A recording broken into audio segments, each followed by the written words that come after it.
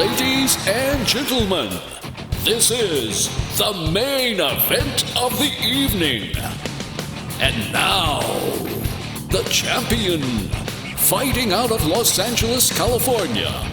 This man is a movie snob with a background in fighting and a lifelong addiction to all things superhero related. Presenting the reigning, defending, undisputed host of the show, the Iron Cube.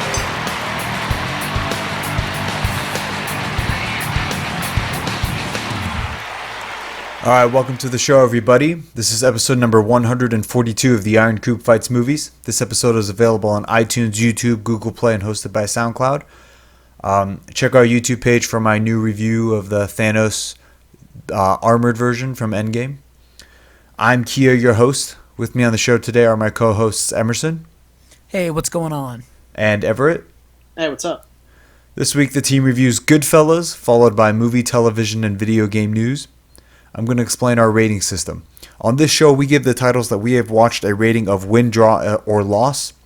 A win is a title that we would highly recommend, while a draw is a title we didn't love but recognize others may appreciate. A loss means we do not recommend the title. Did Emerson, you didn't cut out? No, I'm still here. Oh, I just got your text. All right. If you have not seen the review of the week and would like to avoid spoilers, check the show notes for the timestamp so you can still hear our news sections. It's a pretty light news week. All right, synopsis. A young man grows up in the mob and works very hard to advance himself through the ranks. He enjoys his life of money and luxury, but is oblivious to the horror that he causes. A drug addiction and a few mistakes ultimately unravel his climb to the top.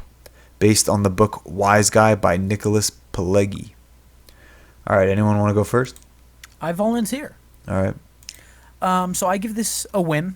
Obviously, there's a ton of comparisons that need to be made to The Irishman.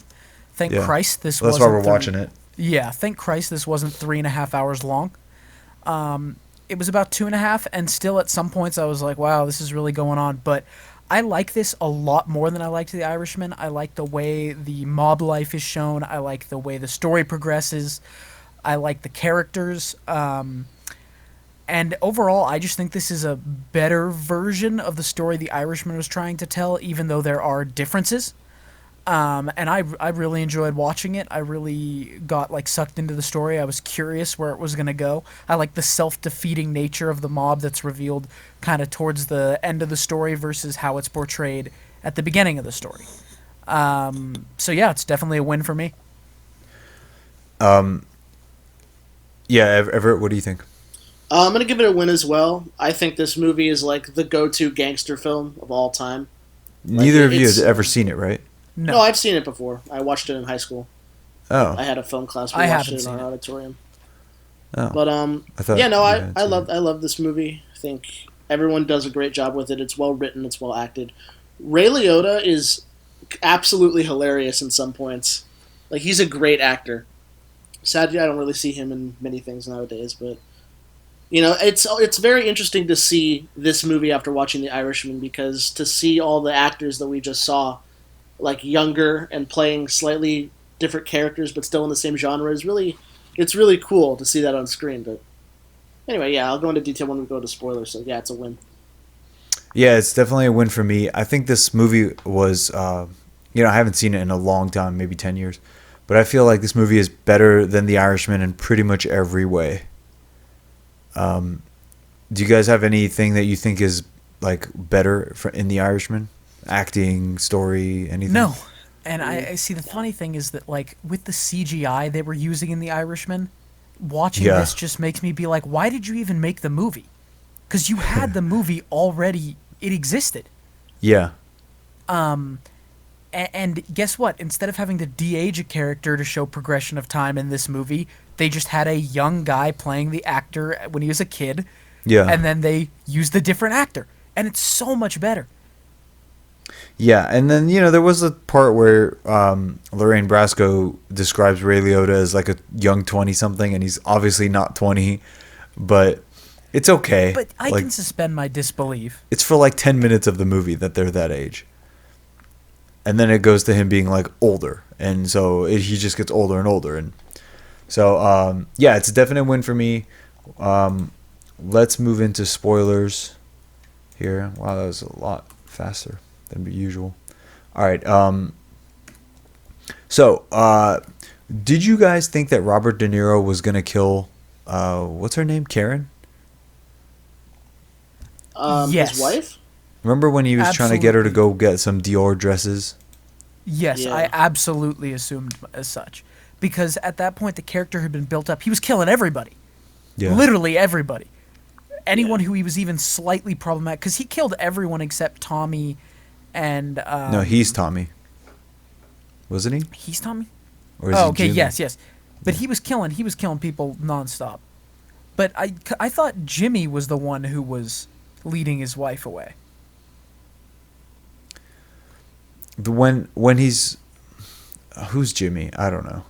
Jimmy's Robert De Niro. Oh, then who's Tommy? Tommy's Joe other Pesci. guy. Joe Pesci, yeah. Are you guys sure? Yeah. Yes. Because Jimmy is like an Italian name. Tommy is not. Jimmy is Robert De Niro. 100%. Robert De Niro's character is Irish. Yeah, but Jimmy is James Jimmy the Gent Conway, an Irish truck hijacker and gangster, and Tommy DeVito, a fellow juvenile. Oh, I guess delinquent. never mind. I don't know. Yeah, Anthony's an Italian name. So he's Tony, but he goes by Tommy? Yes, I guess. Interesting. But yeah, I definitely thought Jimmy was gonna kill her because he'd been killing everyone. He killed everyone who worked in the heist, except for Tommy and Henry. He killed. In fact, I thought he was gonna know that Tommy was gonna get killed on his way to become the made man. I was shocked when he was like upset about that. Did you see that coming? No, I was just like, this is kind of strange that like the movie feels to be winding down, and he's going to like be like promoted. But I honestly at this point I was like, I guess they got away with it, like they got away with killing Batty or Batson or whatever. Billy Bats. Billy Bats, and I was like, okay, I get. And then when he walks in, he goes, ah, shit, or whatever. I was like, oh, fuck. Now, you know they've parodied that. Like, you've probably seen parodies. Like, I know for sure Family Guy has done parodies. Probably, but I don't remember them. The one thing I have seen is I've actually seen a couple of clips from this movie of Henry laughing. His, like, forced laugh when, like, they're all telling jokes in the club. I've seen that, like, separately in, like, memes and examples, and I never knew it was from this. But I swear, there was something recently where he walked into a room. It was like some type of mascot character. He walked into a room, and he's like, "Oh shit!" I want to say it was like the Cookie Monster or something. And they shot him in the back of that. I can't find it. And then I definitely remember people doing that. Like, what am I, funny like a clown? Like that thing. That's been done a lot too. Yeah. I mean, I can see why the movie's so iconic. Yeah. And, Al Pacino's not in it, but I don't think that matters. But speaking of people that are in it, there's a lot of people from The Sopranos, if you watch that. Yeah. So, there's Tony Sirico, who's Paulie in The Sopranos. He was just a regular mobster. Then there's Michael Imperioli, who's Spider, the guy with the stutter who got shot. You guys remember Spider? Yes, but he got killed pretty quickly, didn't he? Yeah. He was not a famous person. Joe Pesci's mom in this is actually Martin Scorsese's mom. Interesting. Really? Yeah, Samuel L. Jackson.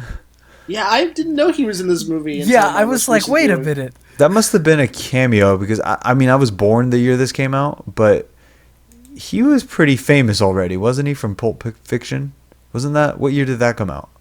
I'm looking it up. When did Pulp Fiction come out? 1994. Oh, so maybe not. So this was before that. Okay.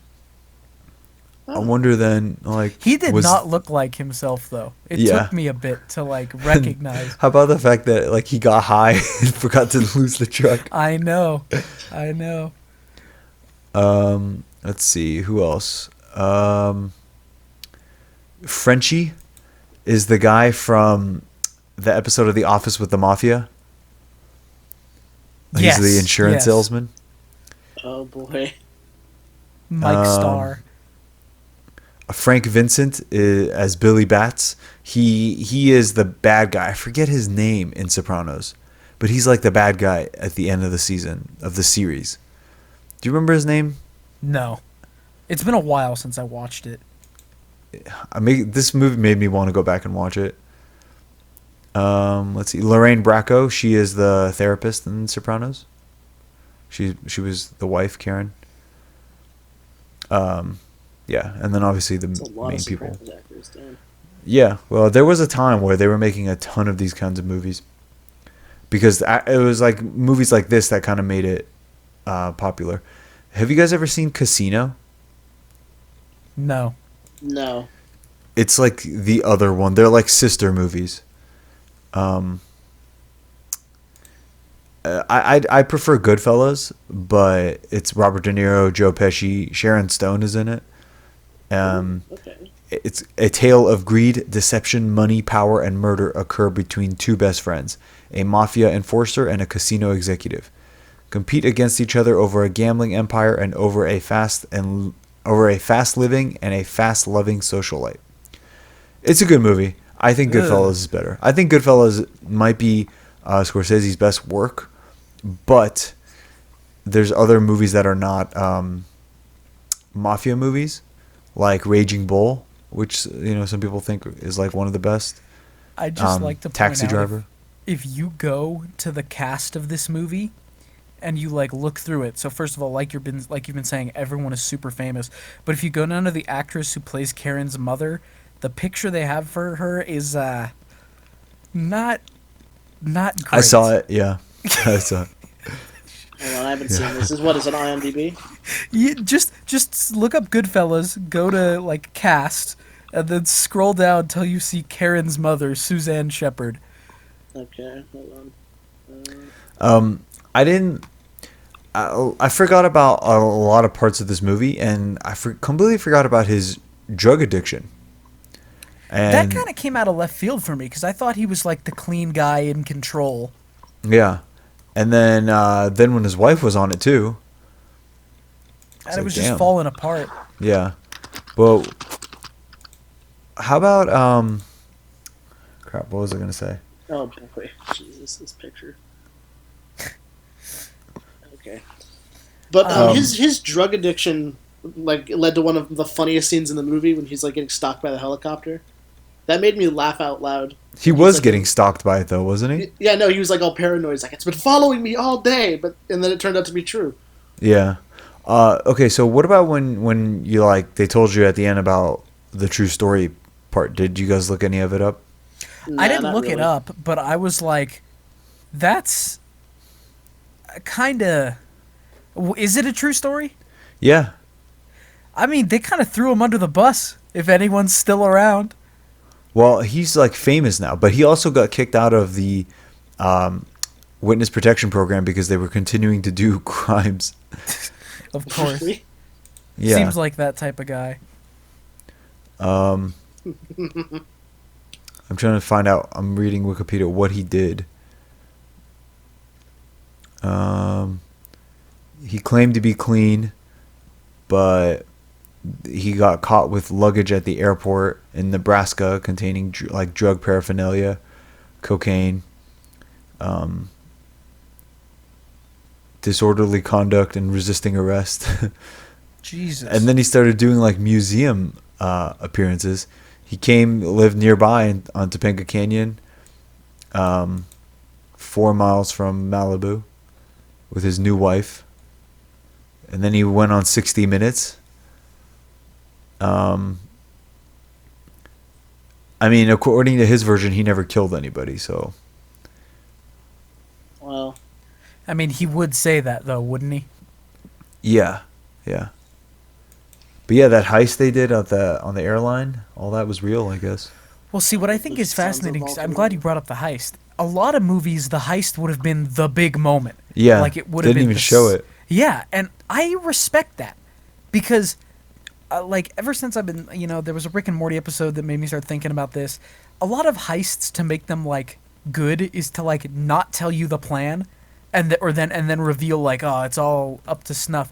Them mentioning it, planning it, and then it's just like, yeah, it was done, we did it. I kind of like that. That sense of just like, yeah, we did it. It was fine. Yeah, and one death I really felt bad for was the guy who bought his wife the coat, and then he put him in the freezer.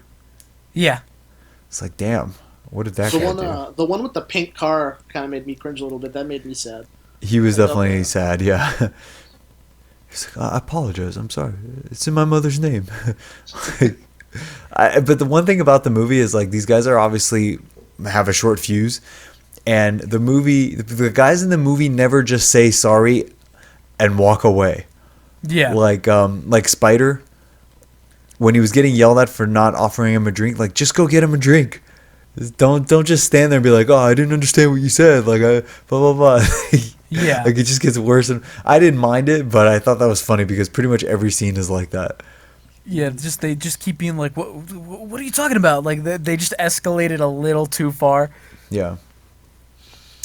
Anyway, anything else? Like it's a great movie. There's not a whole lot to dissect from it other than did you like it? That it's just good. Yeah. No, his wife was nuts. Well, what I was talking about in the like most women. It's nice. What I was talking about at the he beginning was lying to her. Yeah. And cheating on her. And, she had come into this life. She had hidden his crimes. And now she's like, fuck. I'm being left. But one of the things I love is that in this movie at the very beginning, it makes a lot more sense than in The Irishman how Henry gets into this life. He's a young kid. He starts doing basic stuff. He works his way up. In The Irishman, random adult truck driver does the same thing, but he's already old. So it's like, okay. This, I love that like sense that like, yeah, I grew up around it, grew up into it. You see the camaraderie, you see the family aspect. I love that moment when Karen's voiceover is saying it didn't seem weird because we were always around the same people. So it was just normal, like the things we did. And then at the end, it's like, oh, actually, it's all falling apart and everyone's killing each other.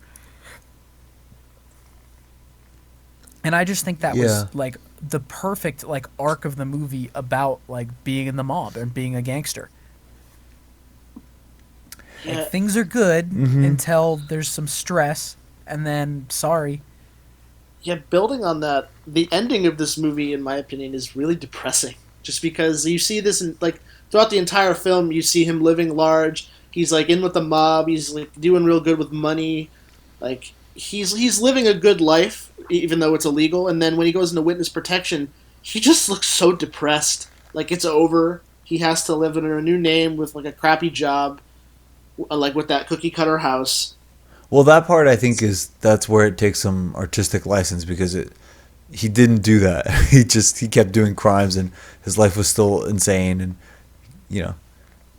But if you like this, the Mafia series, the video game series, Mafia 1 is basically the plot of this movie, but it's set around the same time. That's actually a great game. Like I played the hell out of that. Mafia 2 was pretty decent too. It wasn't as good. Mafia 3 is like they switched it to like the black guy in Louisiana somehow. And you're like fighting the voodoo mobsters. Like I don't know.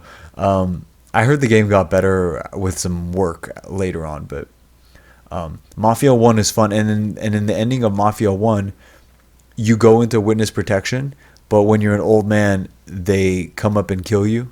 Like some mobsters come up and kill you, and that's the end of the game. And then in Mafia 2, you're the guy that killed them, and it's like in the 70s. Interesting. So, it was those two games were solid. Are the graphics good? I mean, they were great for their time.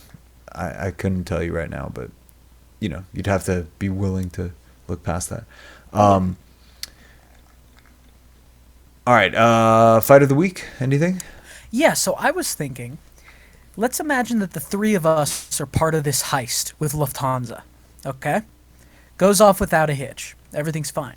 However, Jimmy's cleaning house. He's killing everybody. Kia, you know he's cleaning house. What do? Do you run? Do you try to take him out? Do you throw me and Everett under the bus? How do you try? Like, you know Jimmy's cleaning house. You know he's coming for you. We were part of the heist. How do you survive? What do you do? Okay, so here's the thing. And no offense to you, Everett, but Jimmy gave pretty clear instructions on how to not spend your money. And I feel like those are the type of instructions you tend to struggle with. So it might make sense just to get Everett out of there just for precautionary reasons. Get him out of there with a bullet or get him out of there in a cab? Listen, however way he goes, it doesn't really matter. I think we can insinuate that means just get me out of the picture, put me in the I'll say, listen, man, Everett just bought another leather trench coat. And Jimmy will say, what, for his girlfriend or something? I'm like, nah, man, nah, there's no girlfriend. It's just... And he'll be like, what are we going to do about this? And I'll be like, he likes to take action figure photos by himself in an empty lot. Perfect place to dig a hole, you know what I'm saying? Jesus. Okay, so you throw Everett under the bus. Yeah, so what'll happen is I tell Everett, you and I are going to pick him up. And so we get there, and he sits in the front seat because you're not feeling well. You get sick as soon as he sits down. You use the Garrett wire on him. Jesus. Oh my, that's a violent ass That's death. fucked up. But then how do you keep Jimmy from coming after you? Well, I kill everyone that he wants, and then we kill Jimmy. What the fuck? So you'll become Jimmy. Honestly, okay, here's what I'm going to do. I'm going to use Everett as bait. I'm going to use his murder as bait. I'm going to tell Jimmy I need help with it, and then I'm just going to kill Jimmy too. That'll be the easiest way. Like, then I don't have to kill everyone else. Well, honestly, they're buying fur coats and shit, so, like, they probably should go. I would help him kill everyone. And then, assuming I could trust you, Emerson, you and I could survive. Okay. Yeah, except I guarantee you'll be like, hey, Emerson, you can go put Jimmy in the hole, right? And I'll be like, yeah. And then as I'm like dragging the body, I hear the hammer click back on the gun. I turn around and you're like, nothing personal. I'm like, what the fuck? And I fall into the hole with Jimmy. It's just business. Yeah. We're all fucking dead. Kia fucking just walks out. The music's playing. He puts on his sunglasses. I mean, there was some logic to his plan. Like, okay, you got away with a crazy heist. Yeah. Realistically, what do you nonsense? Are they supposed to go 50 years without saying anything? Just kill those idiots. And also, they're morons. Like, you can just tell. Yeah, like, listen, if they were like smart people that could stay organized and like stick to the plan, they would have just gone to college or something. Exactly. They wouldn't be like low-level mobsters that you would tell and then they've never seen $1,000, so they have to spend it immediately. And yeah, and like that guy Maury, who's just like constantly like, I need the money, I need the money, I need the money. Oh, that poor guy. I know. He was never gonna get the money. That sucks. I know. And he just didn't understand that the more he pushed, he was just killing himself. There were some interesting characters. I wonder if Maury was a real person. Because like, where do you come up with like the toupee salesman? Yeah, who's like kind of involved, kind of not. Yeah. Like. Yeah, that seemed a little bit too pointed. All right, so let's go to the Roundup. Dun, dun, dun, dun, dun, dun. And so I've been listening to Dan Carlin's Hardcore History podcast. A really good podcast. It is. He just came out with Supernova in the East Part 3 about Japan. Yeah. Basically outlining why they were so insane. Yeah, fucked up. Like the culture. And so it starts basically from the beginning of, I want to say it was when Genghis Khan's grandson was on the throne. Yeah. Japan. It starts around there basically. And it goes. They fight it back with the kamikaze divine wind bullshit. But it was the like wind, the storm, Yes, right? there was a Yeah. typhoon that destroyed the first fleet. Yeah.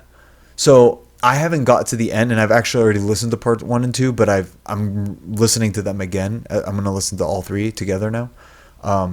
So I don't know when the timeline ends. Maybe it'll go up to present day, but like I'm super interested in the mindset of the Japanese person Oh yeah. post or pre World War II. Like, you know, and he keeps going back to that one guy that you see on like BuzzFeed articles, the soldier that didn't surrender for like 30 years. He was just The like, guy, yeah, he was in the Philippines, right? yeah, just like killing surrendered civilians. in the 70s. He had hundreds of rounds of ammo. Yeah, or and he would thousands or come something. down out of like the hills, kill some villagers, kill some chickens, and then like retreat.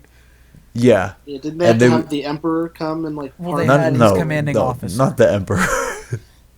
But they did send his family out there, and he wouldn't believe them that the war he's was like, over. We still won. We're still fighting. And then I also watched the Backstreet Boys documentary on Amazon. Okay. It's called like "Show 'Em What You Got" or something. And it's about you know, when I was a kid, Backstreet Boys versus NSYNC was a huge thing, and like the whole boy band thing, like that was. It's funny now because you can clearly see that it's a certain style of music, but back then it was just like the most popular music. And Which like, one was the one with Justin Timberlake in it? Was that NSYNC? that's NSYNC. So the Backstreet Boys were right ahead of NSYNC, and I didn't realize they were made by the same guy. The same producer made both, and basically Interesting. made them like competitive with each other. So he created the competition to drive the market. Yeah, and then he That's went to jail. genius. He then he went to jail for like fraud, and there was a That's whole bunch less of stuff. genius. Yeah, it was interesting. The plot of the documentary is basically it's them coming together for their new album. Like they're coming back to do an album that's not like produced under that guy's umbrella. It's their own thing. And they're all on board because one of the Backstreet Boys left for a while, the oldest one, and then he came back. So they're like doing it together. And then it's also about them spending some time together and going back to where they lived. So each one has like a little thing where you go back. Like one of the guys, Brian, was a wrestler. I didn't know that. He talked about how he got discovered, and you know the other guy, Kevin, talks about like how he almost went back because his dad was dying, but his dad kept it a secret from him. So he didn't know until like right before his dad left.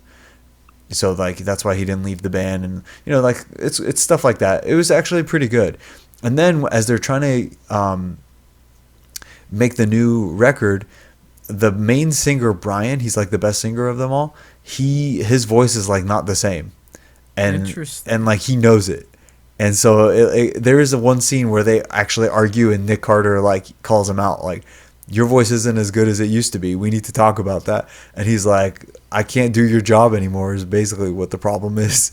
And like it got a little ugly there for a second. It was cool. Like they were an interesting cultural phenomenon. So I would recommend it. For gaming, did you guys have anything? Not really. There's nothing big coming out, just minor updates for games that like we've already talked about. So I've been playing through Shadow of the Tomb Raider, and it's pretty fun. I recommend that. The Pokemon Go PvP, I just went on like an 8-win streak. It is hardcore. Like when I'm playing, I'm like, yes! Like when you beat, it's 3v3, 3 Pokemon versus 3 Pokemon. There's some really interesting strategy to it. Like some Are they really, all your Pokemon? So it's 1v1 each with 3? yes. Okay. But because there's the type advantages, and then there are Pokemon that have dual typing, which means that they have like double the strength but also double the weakness. And then there's like your charge move. Well, there's the typing of your short move, as you do your short move, you charge up your charged move, and your charged move, some of them are quicker to charge up, which are obviously less damage, and others are like a lot to charge up, which will like one hit knockout. But like basically what I realized is the short charge moves are king. Like you want that. And then each player has 2 shields that you can use to block the charge move. So then there's also the strategy of like we might be like, let's say you put out your grass type and I put out my grass type. And then we're both going now. Whoever gets the shortest charge move is going to fire off first. And I'm going to use my shield to block it, but I can only do that twice. So then there's this strategy of, aside from the typing and aside from like the timing of the moves, there's also like, can I get you to burn your shields so that you're like vulnerable? And Right. so it's like it's a very like, I don't like, there is one problem, which is the meta of the game kind of forces you to use like, it's not just the same 3 Pokemon, but I want to say it's like the same 9 Pokemon at the top. Whereas when I was at the lower ranking, I was winning with like the Pokemon I liked. And then But I now sort you of have to use specific ones. kind of like the meta right now. I'm using 2 of the Pokemon in the meta, but my third Pokemon is one that I came up with on my own. And it's not based on stats. What I realized is people love water types. And they usually pick their favorite water type to be first. Like almost everybody has a water type in their team. And they usually put them out first. So I started putting out my grass type, who turned out to be kind of good. I put him out first, and I swear it's like 90% of the time, what happens is they send out their water, I send out my grass, I start tearing through them. They're forced to switch, and there's a cooldown on how often you can switch your Pokemon. So they commit to the next one. So now I know what their second Pokemon is, and I can pick my counter to kill that one. Interesting. And eventually I wear down the first 2, and then he's forced to put out his... See, I like those type of games where you have to think like, I'm predicting my opponent will do this, so I'm going to do Y. And if you're wrong, you get screwed. But Yeah. if you're right... Yeah, and there are matches where even when I lose, I'm like, no! Because I made it like a tactical error somewhere. Right. It's a thrill. I'm really enjoying it. Like, it's a thrill. You can only do 25 battles a day, and like I do 25 every day. Like earlier when we were talking about, are we gonna do the podcast, and like Everett had that emergency, I sat there for like 30 minutes just playing. So yeah, like I recommend, if you haven't played Pokemon Go in a while and you still have your account, I recommend taking a look at it again. It's fun. It's really enjoyable right now. And there is like some connection issues, but I don't care. It's not that significant. At least I play on Wi-Fi usually, so I haven't had that many problems. Okay, trailers. You guys saw The Green Knight? Yes. I actually... So have you guys read the story? Is this Sir Gawain and the Green Yes. Knight? Is that what this is? Okay, Yes. I have read the story, but I don't remember. I really like the story. The problem is, knowing the story, I know exactly what's going to happen in the movie, unless they change things. But I'm really excited for it. I really like the story. It's one of my like favorite stories. And I'm super excited for them to like. It has something to do like with a woman, right? Yes, there is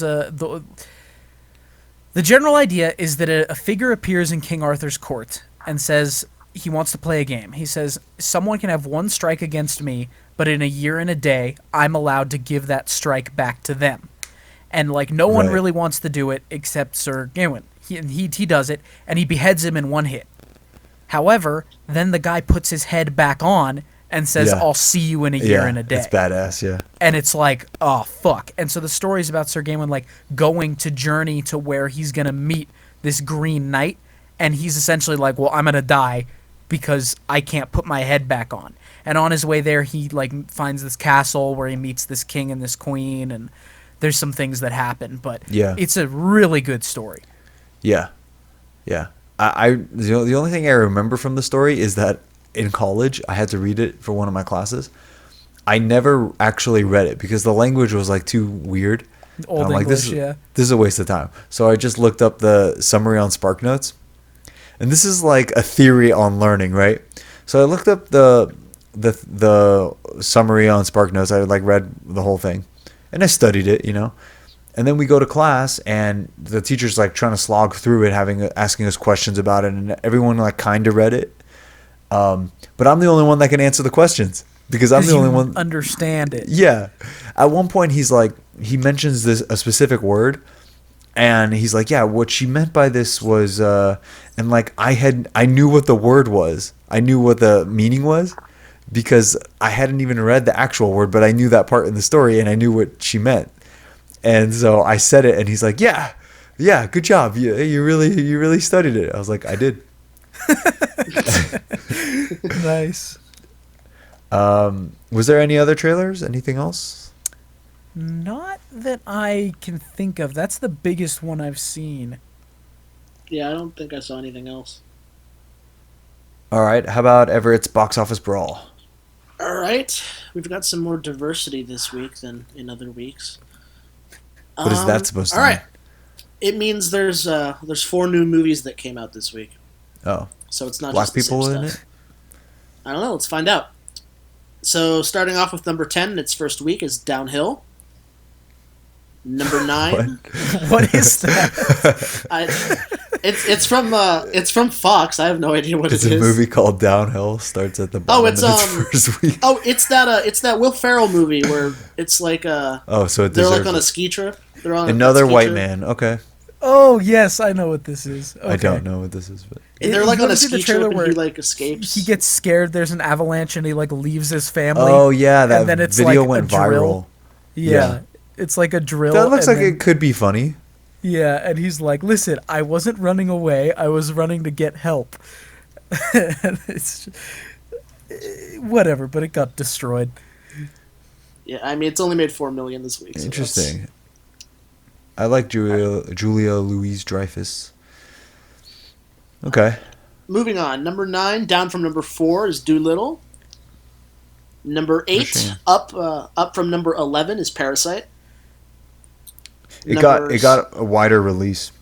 It did. It's made some good money domestically. It's made 43 million total, so at least in America. But anyway, all right, yeah. And moving on, number 7 down from number 5 is Jumanji: The Next Level. Number 6 down from number 3 is 1917. Number 5 down from number 2 is Bad Boys for Life. Number 4 in its first week is The Photograph. And then in our top 3 for the week, number 3 in its first week is Fantasy Island with 12 million. What is Fantasy Island? I've heard of it, but I don't know. I don't know Said either. it's a horror Wait, adaptation. what week of is a it? TV show. Which week? It's the week of the 16th. No, how many weeks has it been out? In its first week, it just came out. Based on the television series, I've heard of the television series. Was it a horror show? I don't think so. It says a horror adaptation of the popular 70s. That's TV interesting. show.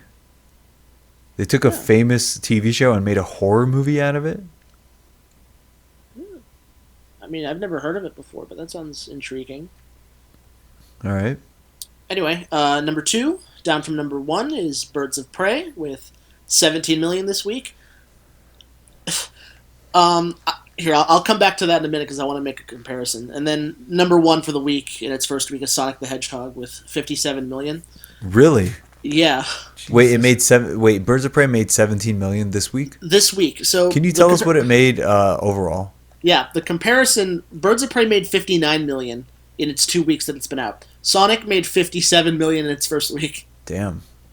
Not even its first week. It's been out for like 4 days or 3 days. I sent this in the group chat. Its title has been changed. It's now right, Harley Quinn, yeah. Birds of Prey. Which is, Kia, you were like, why don't they just title it something like that? And someone was finally like, yeah. They were trying to be cute, and like nobody knew what the title was. That was the problem. I mean, on here it's still "And the Fantabulous Emancipation of One Harley Quinn," but at least they changed it to something shorter. Yeah, whatever. All right, number 1. Did you already say? Oh yeah, you said Number Sonic. 1 was Sonic, and okay. it's only been out for 3 days. It's made almost more money than Birds of Prey. Hey man, this is the sexist world we live in. If it wasn't for those damn Sonic male the Hedgehog critics, deserves it though. Have you heard like all the garbage that they went through with like all the redesigns? you mean the garbage that they made and then had to go fix? Yeah. Yeah, but here's the thing. But they listened to the people feedback. who are there don't deserve it, though, because the studio that remade Sonic got shut down and all the employees got fired. So, turns out Really? nothing matters. Yeah. Because they hired them, they're like, come do this, then they shut it down, fired them, and so the only studio that deserves it is the studio that's not making any money, and the studio that doesn't deserve it is the same studio that made the initial crappy design. Oh, I thought it was just that they listened to user feedback and they're like, oh, well, we got to change this, and then they delayed release and fixed all the visuals. But, okay, the more you know. All right, some news. So we saw Robert Pattinson's Batman screen test. Yep. What do we think about this? The suit looks mechanical, which, like, I like mechanical-looking suits, but I also don't know enough or care enough. He looks kind of weird. Like, just him in general looks kind of weird. And I've also seen a rumor floating around that the Batman symbol on the suit are pieces of the guns that killed his parents. Yeah. And I'm like, that's a little strange. It is. There is a comic precedent for that, I believe. I'm not defending it. I don't think it looks cool the way that it is.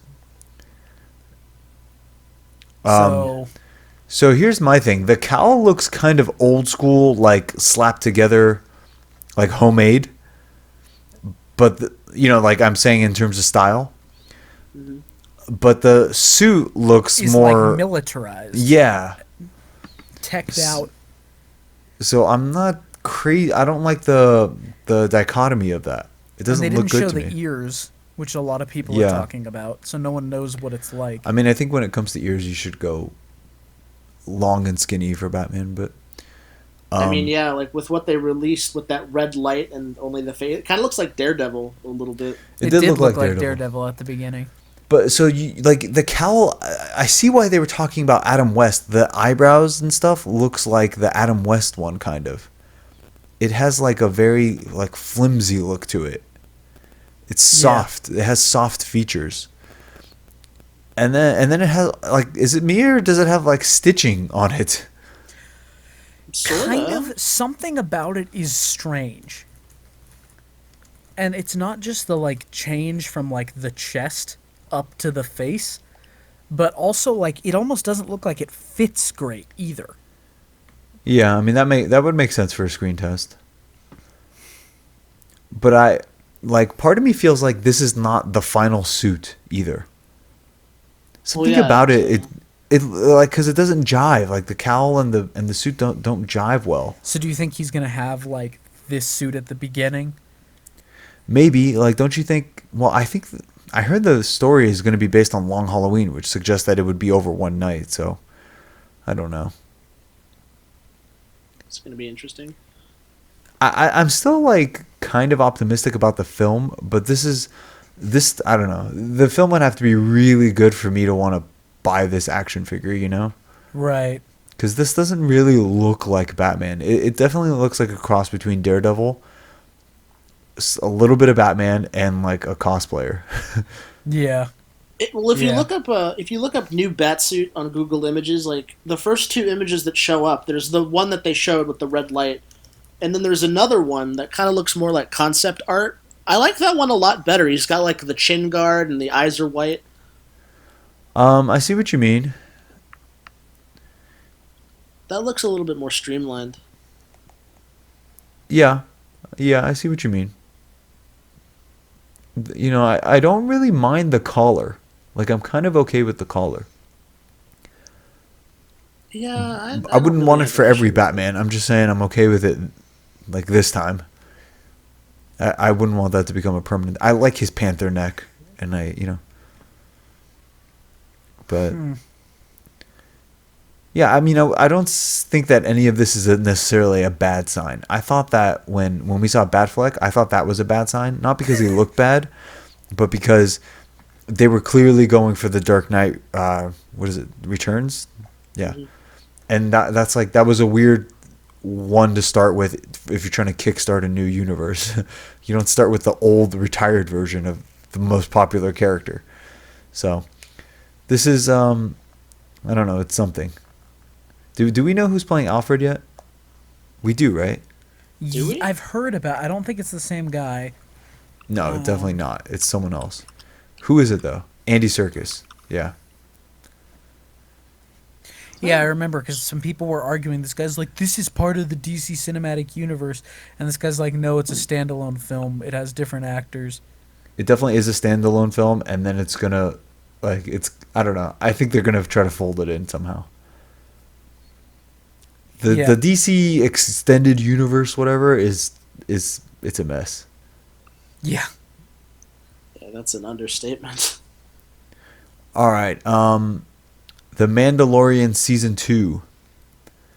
Reports are coming in that WWE superstar Sasha Banks has filmed scenes for the second season of Disney Plus's The Mandalorian. Oh, great. So, like, I'm gonna assume that her character doesn't have a lot to do, as has been the case with almost all of them. Just a little like, so you're a bounty hunter, I'm a bounty hunter too, and then she'll probably like hide behind some stuff. Too. Yeah, she'll hide behind some stuff. She'll fire some lasers at some dumb stormtrooper and then people. be gone, and Yeah. maybe show up in the last episode. Yeah, and they'll like tease her coming back, and we're supposed to be like, her, even though she had like no character development and nothing. So it could literally be anyone, but she is let's call her not white. I don't really know what she is. What? Honestly, she might be white. She might be white with like a bad tan. I don't know. Her name is Mercedes, just in case they're Bernardo. I don't know. She's there's some diversity in it, so maybe they're building like a brand of like female people to kill the Mandalorian because they already have Ming-Na Wen. Wait, did she die? Yeah, she died. No, we don't know that though. I don't think she died. Yeah. That one like bounty hunter, like in the desert, that one episode. No. But her body, Snoop Dogg like is her someone cousin? comes up to her body. Yeah, At but the she end. got shot at point Oh, blank. so she's dead. Yeah, Okay. but then why does it show someone coming up to her body while she lays in the sand? Well, I That don't implies know, she's but- going to get resurrected. And by the way, we've talked about this before, but just because someone gets shot doesn't mean they're dead, because no one gives a fuck. There's some other news. Apparently, Zoe Kravitz has said that she put on a very cool cat suit, which, like, I'm assuming she wouldn't have said it was bad if it was bad. So, like, whatever. She's just hyping up the movie. There's like almost no news. I'm like digging around. Scraping the bottom of the barrel. Indiana Jones 5 will begin filming this summer, according to Harrison Ford. Crazy. Uncharted star Tom Holland on why the film adaptation will appeal to fans of the video game franchise. Does it I even heard have a director? No, I heard the film is like dead on arrival, like it's just languishing.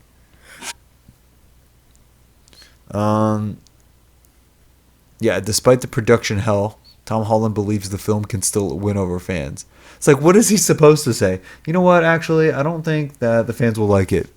Yeah. Which he's contractually not allowed to say. Yeah. That's one thing, if I ever become famous, like, I don't know if I can sign those things because, like, there's going to be a part of me that's like, you know what, I told them what to do, and then they went some other way, and, like, I don't know. Then I'll get sued.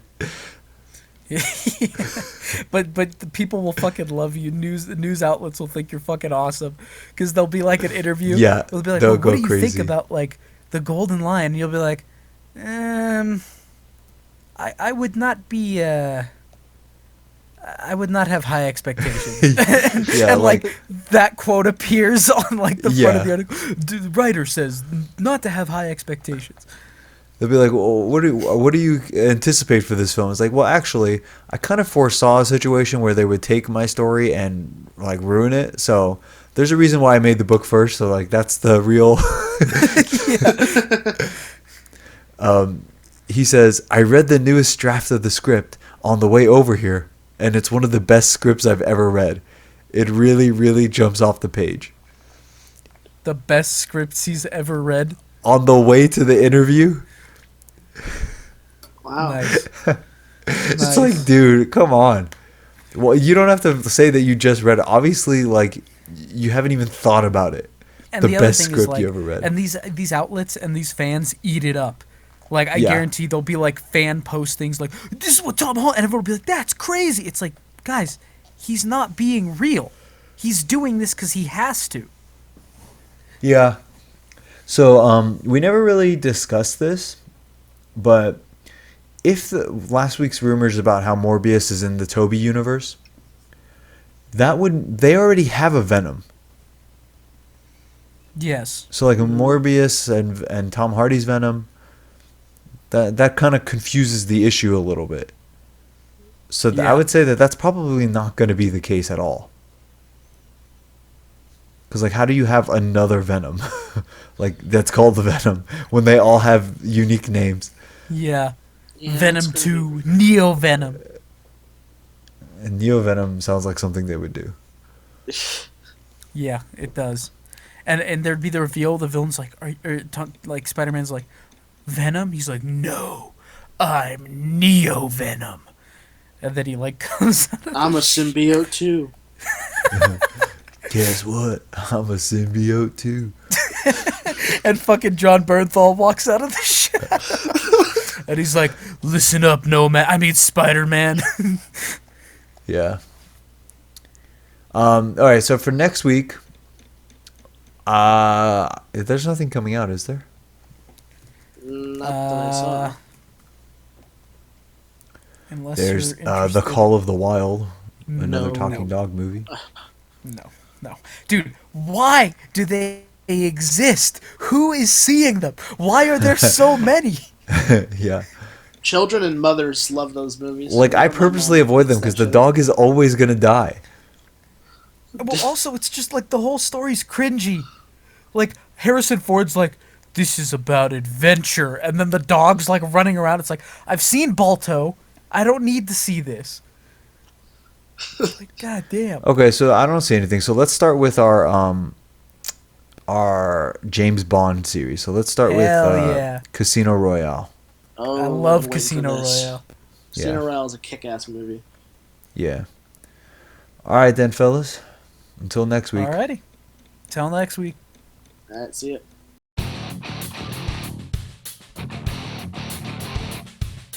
Thank you for listening to the Iron Coop Fights Movies. If you enjoyed the show, please be sure to like, share, subscribe, and most importantly, review our podcast on iTunes so that we can spread the show around.